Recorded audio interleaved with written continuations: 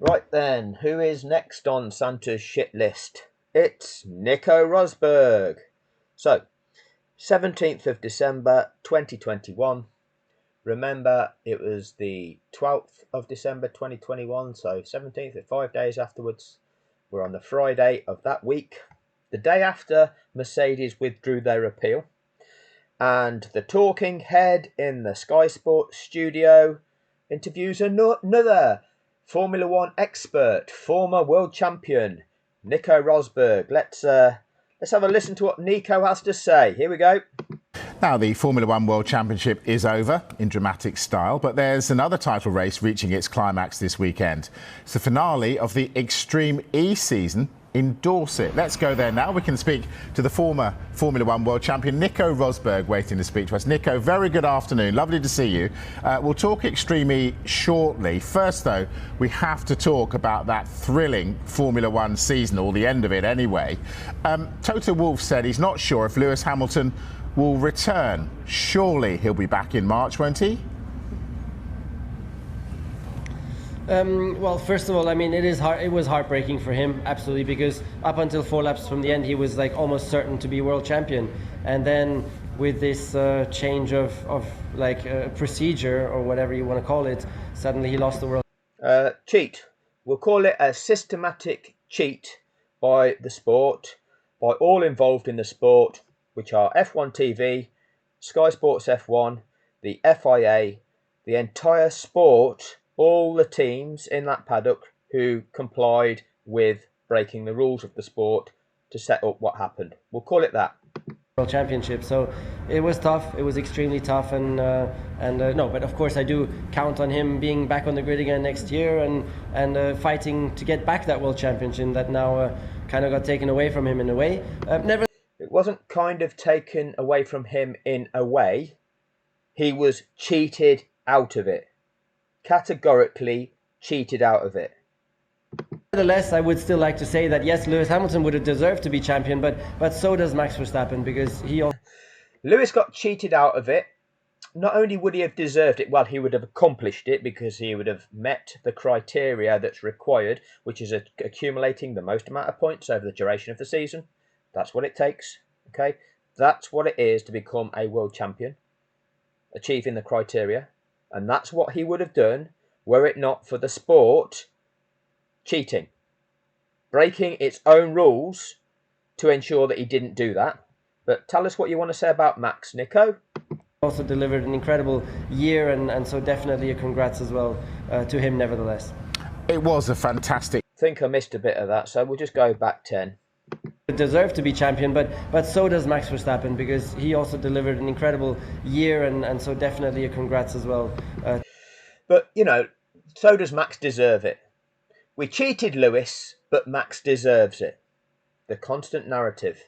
We cheated Lewis, but Max deserves it. How many comments do you see in the comment section? Yeah, Lewis should have won that race, but Max deserved the season. See, you're parroting this bullshit, aren't you? Lewis deserved that race. Well, if Lewis deserved that race, he deserved the season, because that race determined the season. They were level on points. So if Lewis won that race, he wins the championship. Yeah, but Lewis deserved that race, but Max deserved the season. There's no deserving of the season. That's bullshit.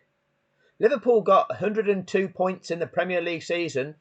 They didn't deserve anything. They didn't win anything because they didn't achieve the criteria. Man City won the league that season because they achieved the criteria. They got more points. Nothing about deserving. To him, nevertheless. It was a fantastic Formula One season. Just how important is it to have those two back next season going for it again? Well, we really hope. I mean, of course, I'm not the guy that should be saying that, because I also disappeared into the distance after I won the title. Indeed you did, Nico, because you're a massive flange. So it really wouldn't be fair to say that, but I do hope. I think it's fair to say you're a massive flange. I do hope that Lewis and Max will go at it again next year, because it's just so amazing, those two guys. I mean, because Lewis used to be, or is, the best wheel-to-wheel racer, and here comes Verstappen, who's really taking it to him in wheel-to-wheel racing. Lewis used to be the best wheel-to-wheel racer, but now here comes Verstappen, who's really taking it to him. What, with just being willing to run him off the track? That's not wheel-to-wheel racing. This is what the sport has validated now. This is what you're all conditioned, well, you're all conditioning the viewers, the new Drive to Survive fans, that this is acceptable racing in open wheel racing. It isn't. If you want to teach them about stock car racing, where you can just ram into each other, yeah, that's fine. Max would be amazing at stock car racing. Okay, brilliant. Just bunt everybody else on off the track. Wheel-to-wheel racing for open wheel racers, absolutely not acceptable. Racing, and sometimes even being better than him. It's just incredible. Max is better than Lewis at wheel-to-wheel racing. This is again narrative bullshit. To see their skill and to watch them go at it. What? Max Verstappen's skill, as Karoon would say, and it's he chucks it up the inside and it's understeer, and off the other side of the track. Is that skill? Is it? Is that skill? Is that like, staying on the gas or not braking when you should be to make it around a corner? But rather than make it around the corner, you just drive straight across the line of your opponent, either risking a crash or running them off the track. That's not wheel-to-wheel racing. But you're validating it. And they're like on their own planet, like they're well beyond. No. They are not on their own planet. One's on a elevated level and the other one is nowhere near. Everybody else. So I do hope we'll see it again next year. And there are other drivers on that grid that are good at wheel-to-wheel racing. But Lewis happens to be the best. He's proven that over the course of his career. He's not perfect. He's made mistakes. But over the general trend, over the course of his career, he's shown what his abilities are. But as you know, there's completely new regulations next year, so there could be another team in the mix as well. So I think we're in for another great season next year. Yeah. What an incredible prediction that is, Nico. That went well for you. It should be fantastic. Mercedes withdrew their appeal against that result at the weekend. Was that a sensible thing to do for the good of the sport? For the good of the sport. For who's good? For who's good? And what does the good of the sport mean? Meaning, the good of the sport. All teams are making lots of money now. We've attracted this new breed of fan that doesn't really know what the fuck they're watching, but they like it anyway because it excites them. And the value of each team has increased from $500 million to $1.9 billion. Is it a good thing that Mercedes withdrew their appeal so that this corruption wasn't exposed and these teams didn't lose their value? And Liberty Media, their value gone up from $9 billion to $13.8 billion. Do you think Mercedes have done it for the good of that? Yeah, I guess they withdrew Yeah, I agree with you, Nico. I guess that's what they did it for as well. Their appeal because of public opinion in the end. You just. So we're going on a popularity contest now. We are succumbing to the desires of a few rather than standing up for what's right. Tell us that again, Nico. Because of public opinion in the end. You just can't go against this in a court, even though. Really? Is this the barrister Nico that's telling us we can't go against what the public want in a court of law? No. Law is there to set the parameters. Law is there to actually decide on what is correct, what is right and wrong in a given situation. It's not about public opinion. Okay, it's not about people's desires, because sometimes those desires are corrupt. Sometimes desire isn't right. It's not what needs to happen. Though, from what I've heard, they were so likely to win the appeal. So they were so likely to win it, but you think in a court you can't achieve that. You just can't go against this in a court. Even though, from what I've heard, they were so likely to win the appeal. So what are you telling people, Nico? What are you telling people? You tell them, you can't go against them in a court, and people nodding their heads going, yeah, the court process, we don't understand that. But if Nico's telling us we can't go against this in a court, he's probably right. He probably knows. He's involved with the score. But they'd have probably won it. Oh. That's strange. It's all a bit confusing, isn't it? It just, unfortunately, you just can't go against it in the court because it's just bad for everybody in the end. Then so I guess it's bad for everybody. It's bad. It's even bad for Lewis that he'd actually rightfully get the title that he was robbed of. That moment of standing on the podium, becoming an 8-time world champion, a record-breaking 8-time world champion. The extra kudos he'd get for the remainder of his career as an 8-time world champion. The extra sponsorship money he'd get for the rest of his career as an 8-time world champion. It'd be horrendous for Lewis, wouldn't it? Instead, it's Max Verstappen that gets the 25 million a year pay rise and the extra endorsements from all this fake-ass fucking extra titles that he's got, which have earned him $70 million this year, apparently. Yeah, it would have been horrendous for Lewis.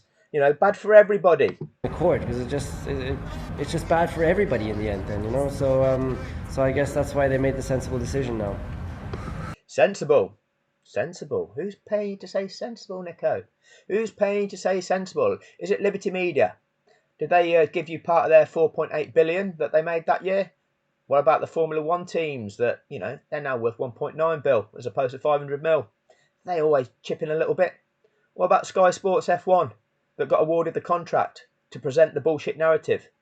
Did they sling you a bit of that money, bit of that contract money to say, just say this, Nico? Is that what it is? So the FIA have elected a new president today. Jean Totter's gone. How much pressure is the new boy going to be under?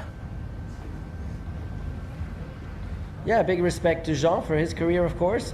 But why? Why are we respecting Jean Todt? Oversaw the corruption and then fucked off. Washed his hand of it. No, it wasn't me. Of course it wasn't Jean. Now with a new person, there's an opportunity, really, because the sport needs to make progress, and it starts even with all the overtaking wheel-to-wheel action.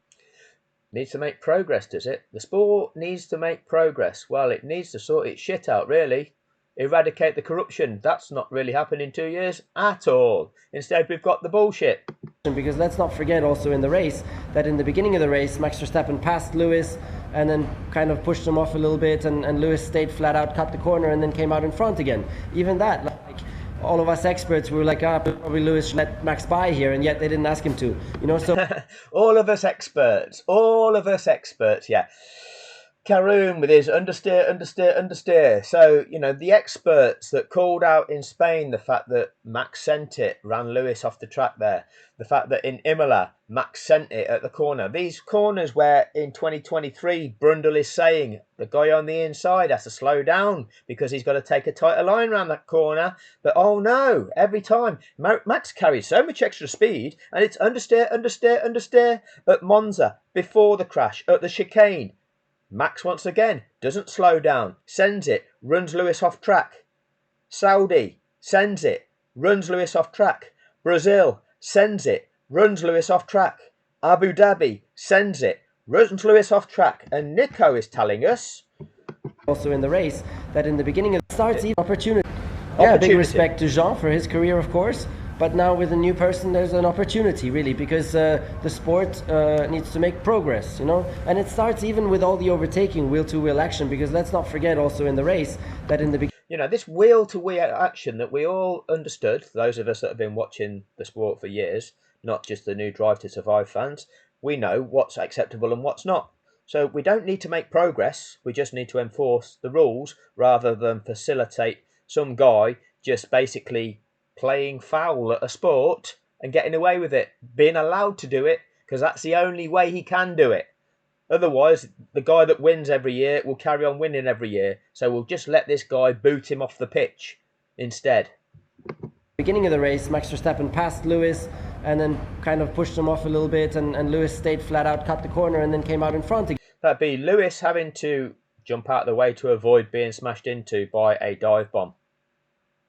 Let's talk about the reality of the situation. And you're expecting him to then lose out because of that? Because the other guy would have been willing to drive into him. Oh, and therefore he got an advantage out of that. Well, no, you've got to chastise the person that's in the wrong here. The person that's in the wrong is the person that's threw their car at the other competitor. Oh, yeah, but he cut the corner. No. Would he have cut the corner if Max wasn't going to throw his car at him? if Lewis would have carried on his line, as he was entitled to do, because he was ahead at the braking zone, if he'd have carried on his line on track around that bend, what would have happened? There would have been a crash. Max would have hit him. That is a fact. Max's car went over into that line that Lewis would have had to take to remain on track. There would have been a collision, 100%, because that's what Max does. He drives his car at the other car. Max is the one that's at fault there, but you, the experts, you've lied to everybody. You've incited the crazies. You're radicalising the fucking brain dead. Again, even that, like all of us experts were like, probably Lewis should let Max by here, and yet they didn't ask him to. So we really need to, the FIA needs to tighten all that up so that we don't have all these discussions, because it would be better for the sport if it's just much more easy to understand also. No, we don't want to do that, Nico, because then there'd be nothing to talk about in the comment section. We wouldn't get the social media clicks. We wouldn't get the associated income from the social media revenue for advertising. We have to keep this controversy there. We can't be clear-cut. We can't make simple rules that everybody understands. We have to pretend everything's so complicated. We cannot make clear, accurate decisions. We have to keep fucking it up. Wheel-to-wheel racing, who is now right or wrong and what needs to be done, and a quick decision is made. Yeah, how do you work out who's right or wrong? Clear parameters that, we all understood until 2021, where anything goes as long as Max gets a chance of throwing his car at Lewis.